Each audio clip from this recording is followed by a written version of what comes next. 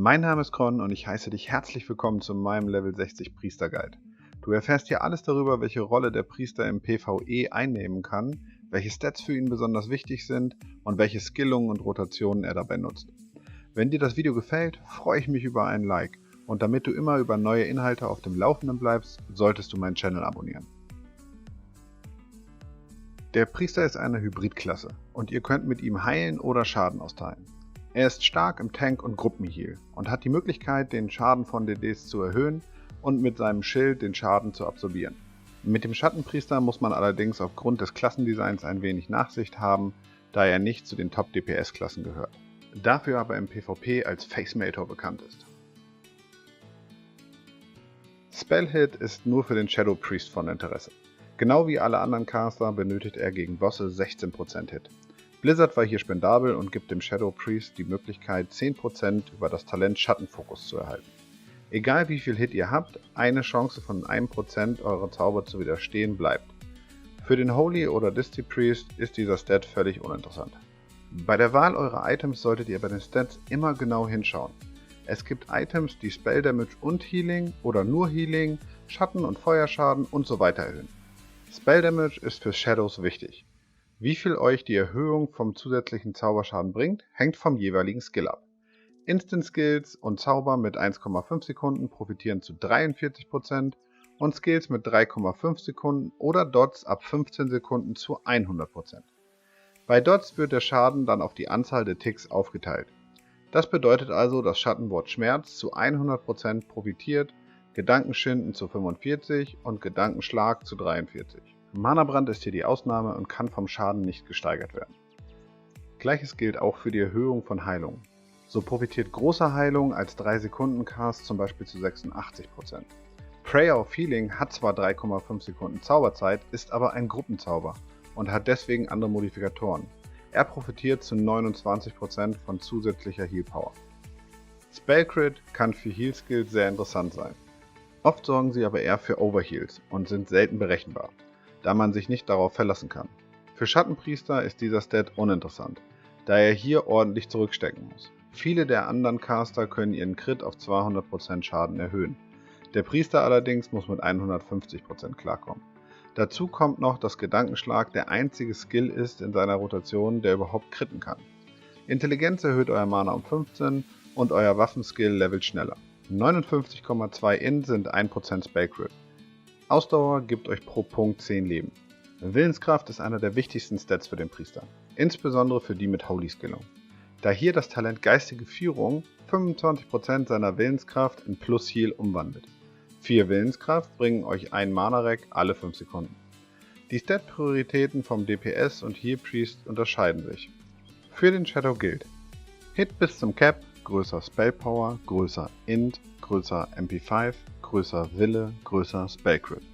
Beim Holy Priest gilt: Healing Power, größer Spirit, größer MP5, größer Int, größer Spellcrit. Und beim Disziplinpriester tauschen hier MP5 und Spirit die Plätze. Bevor ich auf den Vorteil des Shadow Priest eingehe, ist wichtig zu sagen, dass ihr nicht erwarten könnt, den gleichen Schaden wie andere DDs anzurichten. Das liegt daran, dass Schattenwort Schmerz und Gedankenschinden nicht critten können, ihr oft schnell ohne Mana dasteht, als der Boss tot ist und eure Skills auch nicht wirklich super mit Spell Damage skalieren. Wenn ihr euch aber entschieden habt, trotzdem mit dem Shadow zu raiden, erhaltet ihr von mir im letzten Teil des Videos einige Tipps, wie ihr trotzdem eine moderate DPS machen könnt. Der Shadow Priest nutzt neben dem Schatten auch noch den Disziplinbaum. Da kommt ihm Meditation zugute und lässt sein Mana-Rack zu 15% weiterlaufen. Inner Focus gibt euch einen Freecast mit 25% höherer Crit-Chance. Ihr solltet diesen Skill immer mit Gedankenschlag nutzen. Dass viele Raids trotzdem einen Shadow mitnehmen, liegt an Schattenwirken. Dieser Debuff kann bis auf 5 stacken und lässt Gegner dadurch 15% mehr Schaden erleiden. Handelt auf jeden Fall mit eurem Raidleiter aus, dass ihr Schattenwort Schmerz benutzen dürft. Vampirberührung solltet ihr nicht nutzen, da es erstens einen Debuff-Slot für 1 Minute belegt und auch eure Bedrohung extrem erhöht. Der Shadow hat eine Prioritätenliste, die auf den ersten Blick recht simpel aussieht. Schattenwort Schmerz, größer Gedankenschlag, größer Gedankenschinden. Eure wichtigste Aufgabe ist es allerdings, dass die 5 Stapel von Schattenwirken auf dem Boss aktiv bleiben. Was also bedeutet, dass ihr bei wenig Mana sogar eure Skills downrankt um den Debuff oben zu halten. Bevor euch also das Mana ausgeht, solltet ihr auf den Zauberstab wechseln und mit Schattenwort Schmerz Rang 1 arbeiten, damit Schattenwirken nicht ausläuft. Als Alternative zum Deep Shadow kann man auch ein Deep Disci Shadow spielen. Dabei agiert ihr ganz normal als Heiler und baut mit Gedankenschinden Rang 1 die 5 Stacks von Schattenwirken auf. Danach benutzt ihr Gedankenschlag Rang 1, um den Debuff aktiv zu halten. Der Deep Disziplin Holy Priester ist zur Unterstützung der Caster gedacht. Er kommt nicht an die Heilleistung eines Holy Priesters ran. Der einzige Grund, warum man diese Skillung wählt, ist das 31er Talent Seele der Macht. Dadurch teilt ein Spieler 20% mehr Zauberschaden und Heilung aus. Diesen solltet ihr nicht für Heilung nutzen, sondern um den Schaden eines Casters zu erhöhen. 10% Mana durch mentale Stärke hört sich eigentlich sehr stark an.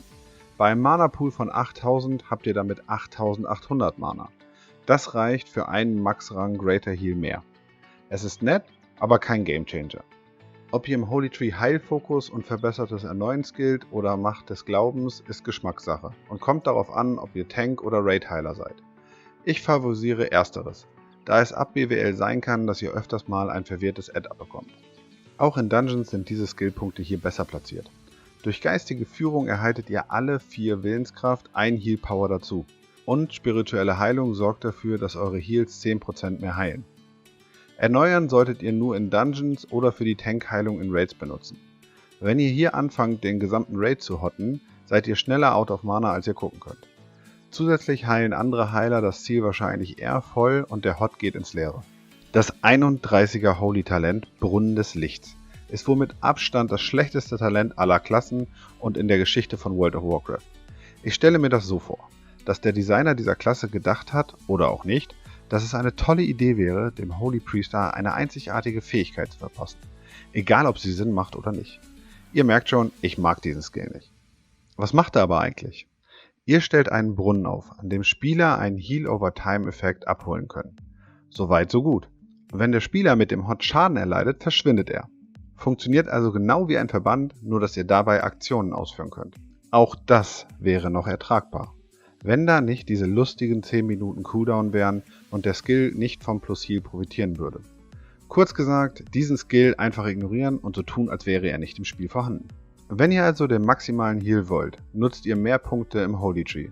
Sollte ausreichend Heal vorhanden sein, nutzt mehr Punkte im Disziplinbaum, um den Schaden-Output des Raids zu erhöhen. Später im Video kommen wir noch zu den Themen Downranking und Precast, da Heiler anders als DPS-Klassen keine Rotation oder Prioritätslisten haben. Wer sich entscheidet, einen Shadow Priest im Raid zu spielen, muss sich klar sein, dass bei diesem Spec Min-Maxing einen erheblichen Unterschied macht. Wer alle ihm zur Verfügung stehenden Mittel nutzt, kann moderaten Schaden austeilen und sich seinen Platz wirklich verdienen, kommt aber immer noch nicht an die anderen DPS-Klassen heran. Euer Mana-Pool ist euer größtes Problem. Das bedeutet, ihr nutzt Mana-Tränke, dämonische und dunkle Runen auf Cooldown.